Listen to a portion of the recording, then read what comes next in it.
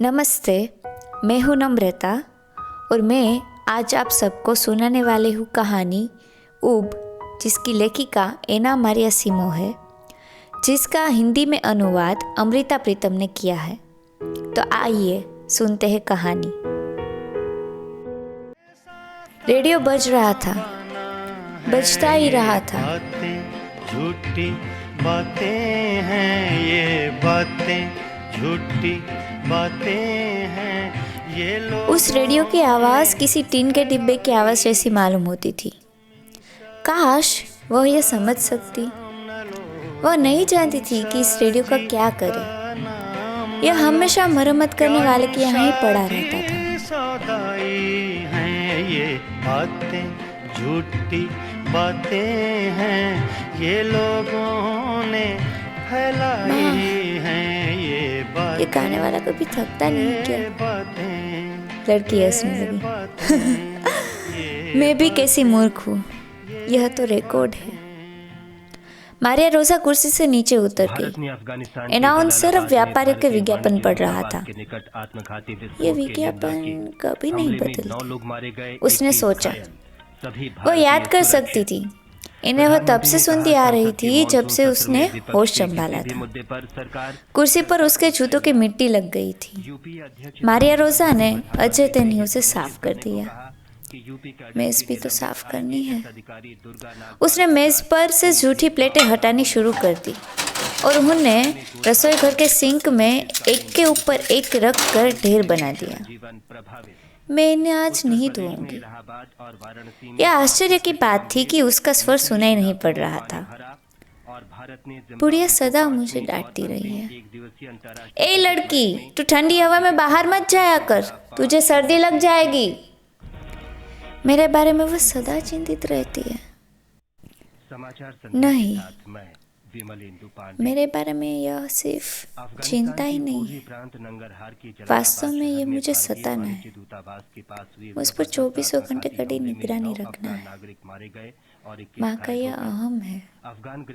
उसने सिंक में प्लेटों का ढेर लगाना खत्म कर लिया। रेडियो अपने आप बंद हो गया। इसे फिर से चलाने के लिए थपकना पड़ेगा। वह खाने के कमरे में गई और रेडियो के स्वर को बहुत ऊंचा कर दिया। जब रेडियो का स्वर उतना अधिक ऊंचा हो गया तो अनाउंसर की आवाज़ सुनकर उसे एमिलियो याद आ गया। वो एमिलियो के ध्यान में डूब गई। अपने आप को उसने एक विश्वास सा दिलाने की कोशिश की। हो सकता था हम ब्याह भी कर लेते। बड़ी उम्र के लोग बाहर चले गए थे। एमिलियो भी अब बाहर रहेगा। अब जैसा था अच्छा था, वह अकेली रहेगी। भीतर से वह बहुत थक चुकी थी। वह सोचती थी, थकान अगर दिखाई देने लगे तो मेरी रोशनी मध्यम सी हो जाएगी, एक बूढ़ी औरत की तरह। एक कार्य हुई बूढ़ी औरत। पूरा घर पार करके वह बैठक में गई। खिड़की के बाहर देखा। रेडियो बहुत तेज है। फ्रेग्रास परिवार वाले लोग क्या कहेंगे? उसने अपने आप को यह सोचते हुए पाया। उसे याद आया, वह हमेशा यही कहा करती थी। फ्रेग्रास परिवार के लोग क्या कहेंगे? मार्टिनेस परिवार के लोग क्या कहेंगे? सेंट रोज परिवार वाले क्या कहेंगे? फ्रेग्रास परिवार वाले चाहे जो कहा करे, आखिर कौन है ये फ्रेग्रास परिवार के लोग कुछ कहने वाले? उसे फिर थकान महसूस हुई। उसने खिड़की के बाहर देखा। फ्रेग्रास परिवार वाले पोर्च में बैठे हुए थे। वे हर रोज रात को यही बैठते थे। अनाउंसर भी वही काम कर रहा है और वह स्वयं भी। वह खिड़की से हट गई और दीवार पर टंगे हुए शीशे में अपने आप को देखने लगी।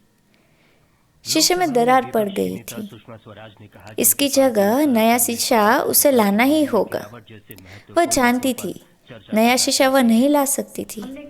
इस बात की याद बहुत पुरानी और परिचित थी और सब बातों की तरह थी। उसने शीशे में अपने आप को देखा। यह एक सफेद बाल है ना? उसने फिर से देखा। उसने उस कैलेंडर को देखा जो शीशे के ठीक सामने लटका हुआ था।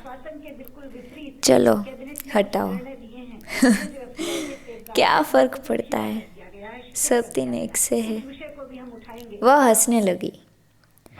आज कल गुजर जाएगा, कल आएगा, वो वैसा नहीं होगा। मैं अब क्या करूं? वह जानती थी कि वह फिजूल सा सवाल है। वह मारिया रोजा वही कुछ करेगी जो उसने सदा किया है। वह ऐसा वही करते थे। वह स्थानीय सिनेमाघर नहीं जाएगी। दरअसल वह मैक्सिकन फिल्म में पहले ही 2 बार देख चुकी हो। उसने सोचा, चलो फ्रेग्रास परिवार के पास पोर्च में बैठूं, बातें करूं। बातें मैं कर सकती हूँ। वह जानती थी वह बातें कर सकेगी, इसमें संदेह था। वह फ्रेग्रास परिवार के साथ भले ही गप्पे मार सकती थी। फ्रेग्रास, सेंट्रोज और पेरिस परिवार के साथ भले ही हंसी मजाक कर सकती थी, पर बातें नहीं कर सकती थी, क्योंकि ये परिवार बातें केवल अपने ही संबंध में करते थे, अपनी नीरस मटमैली जिंदगी के बारे में, और वह भी बड़े ही आत्मसंतोष और गर्व के साथ। एकाएक उसे रेडियो की याद आ गई। वह अब भी चल रहा है। बहुत सी बिजली व्यर्थ नष्ट हो रही है। वह उसे बंद करना चाहती थी, पर उसने ऐसा नहीं किया। उसके मन में आया, कैसा रहेगा अगर वह एमएलए से ब्याह कर ले। हर चीज वैसी रहेगी जैसी अब है, शायद इससे भी खराब। वह एक मोटी सी पत्नी बन जाएगी, वफादार और रूढ़ी पालने वाली।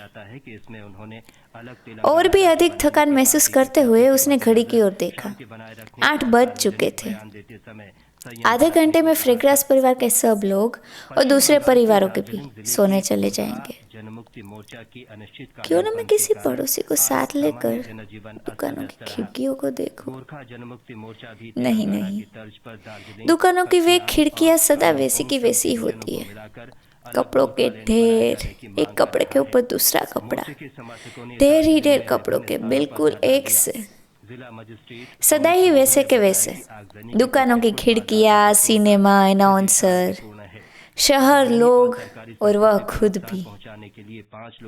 रेडियो पर अब भी कर्कश संगीत आ रहा था। 8:30। फ्रेग्रास परिवार के लोग अंदर जा रहे हैं। दरवाजे बंद हो रहे हैं। वह खिड़की बंद करने लगी। हो सकता है सब कुछ बदल जाए। सब बदलना ही होगा। उसने दरवाजा खोल दिया। बैठक की सब बत्तियां जला दी। बिजली नष्ट हो रही है। वह शयन कमरों में गई और बत्तियों को जला दिया। क्या हुआ जो बिजली नष्ट होगी? उसकी माँ कहती थी, बिजली महंगी है। वह खाने के कमरे में गई। मुझे रेडियो बंद कर देना चाहिए, काफी देर हो गई है। वह जानती थी वह रेडियो बंद नहीं करेगी। उसने रेडियो और तेज कर दिया। स्टेशन बदला। उसे फिर वही पहली आवाज सुनाई थी।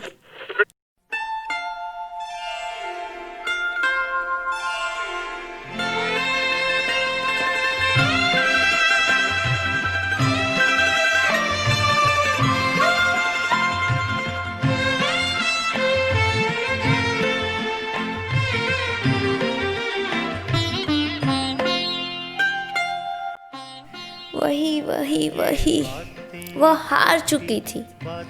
वही उसने मुंह में कहा। वह कुर्सी पर खड़ी हो गई। वही, हमेशा वही कुर्सी। वह कुर्सी से नीचे कूद गई। वह रस्सी से झूल गई। घर की सारी बत्तियां जल रही थी।